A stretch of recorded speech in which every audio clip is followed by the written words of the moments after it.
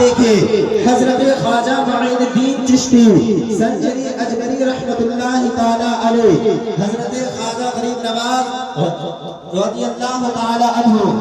انا ساگر کے قریب اللہ کی عبادت و ریاضت میں مشغول تھے۔ آپ دین کی تبلیغ فرما رہے تھے، آپ دین کا کام کر رہے تھے۔ پرتھوی راج نے سوچا کہ کیسے اس بابا کو یہاں سے ہٹایا جائے، کیسے معین الدین کو یہاں سے ہٹایا جائے۔ انہوں نے ایک پلان بنایا کہ یہاں سے معین الدین کے ہٹانے کا کوئی پلان بنایا جائے کہ جس کی وجہ سے معین الدین یہاں سے ہٹ جائے۔ اللہ رب العزت نے حضرت خواجہ معین الدین چشتی اجمری رحمت اللہ تعالی علیہ کو اللہ نے بہت ہی عزت و رفعت دیا تھا۔ آپ دین مذہب اسلام کی تبلیغ فرما رہے تھے، دن بدن آپ کے حلقے میں اضافہ ہوتا جا رہا تھا، لوگ کلمہ پڑھ کر مذہب اسلام میں داخل ہو رہے تھے۔ پرتھوی راج نے سوچا، تمام تر جادوگروں کو بلایا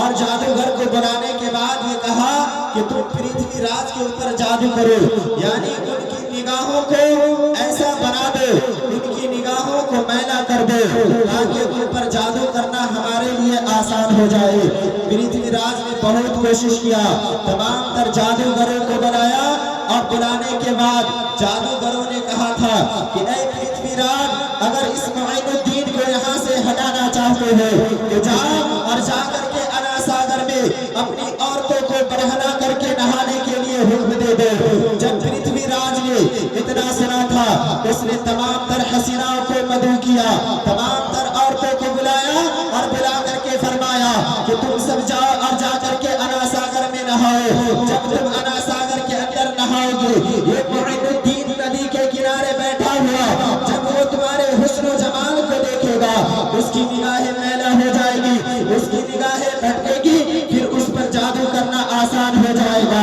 عزیزان ملت اسلامیہ، تمام تر عورتیں آئی اور آ کر انا ساگر میں نہانے لگے۔ حضرت خواجہ معین الدین رضی اللہ تعالیٰ عنہ نے، آپ اللہ کے ذکر میں مشغول تھے، آپ اللہ کی عبادت میں مشغول تھے، آپ قرآن پاک کی تلاوت کر رہے تھے، ایک مرتبہ بھی آپ نے نگاہ اٹھا کر کے ان عورتوں کی طرف نہیں دیکھا۔ کافی دیر تک رہنے کے بعد وہ تمام تر عورتیں پھر چلی جاتی ہیں اور پرتھوی راج سے کہتی ہے کہ اے پرتھوی راج، ہم نے وہاں کافی دیر تک رہا لیکن معین الدین نے ہماری طرف نگاہ اٹھا کر کے بھی نہیں دیکھا۔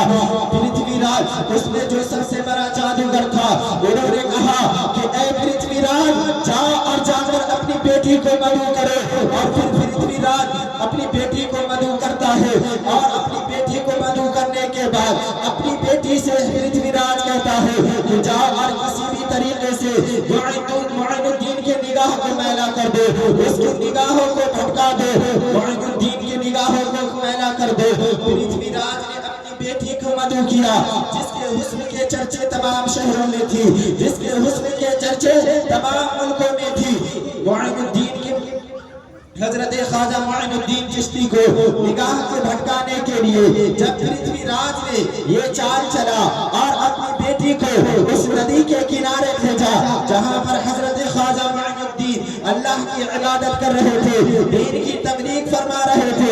اس پرتھوی راج کی بیٹی وہاں پر آتی ہے اور آنے کے بعد بنا سنگار کرنے کے بعد وہاں پر آ کر کھڑی ہو جاتی ہے۔ وہ بھی کافی دیر تک وہاں رہتی ہے لیکن خواجہ معین الدین نے، آپ نے ایک مرتبہ بھی اس کی طرف نگاہ اٹھا کر کے نہیں دیکھا۔ کافی دیر رہنے کے بعد حضرت خواجہ معین الدین نے ارشاد فرمایا، اے بیٹی، تم یہاں کس لیے آئی ہو اور کیا کرنے کے لیے آئی ہو؟ اتنا کہنا تھا، اس وہ عورت پرتھوی راج کی بیٹی آتی ہے اور آ کر کہنے لگتی ہے، اے معین الدین، میں نے آپ کی چرچے بہت سنے ہیں، میں نے آپ کے دین کے بارے میں بہت سنا ہے۔ اے معین الدین، میں نے ابھی تک اتنی دیر تک یہاں پر کھڑی رہی لیکن نہ آپ نے میری طرف نگاہ اٹھا کر کے دیکھا، نہ آپ کے کلمہ پڑھنے والوں نے میری طرف نگاہ اٹھا کر کے دیکھا۔ آخر اس کا ریزن کیا ہے؟ حضرت خواجہ معین الدین فرماتے ہیں کہ اے بیٹی سن لے، جس نبی کا میں کلمہ پڑھتا ہوں، جس نبی کا میں کلمہ پڑھ رہا ہوں، اسی نبی کا یہ حکم ہے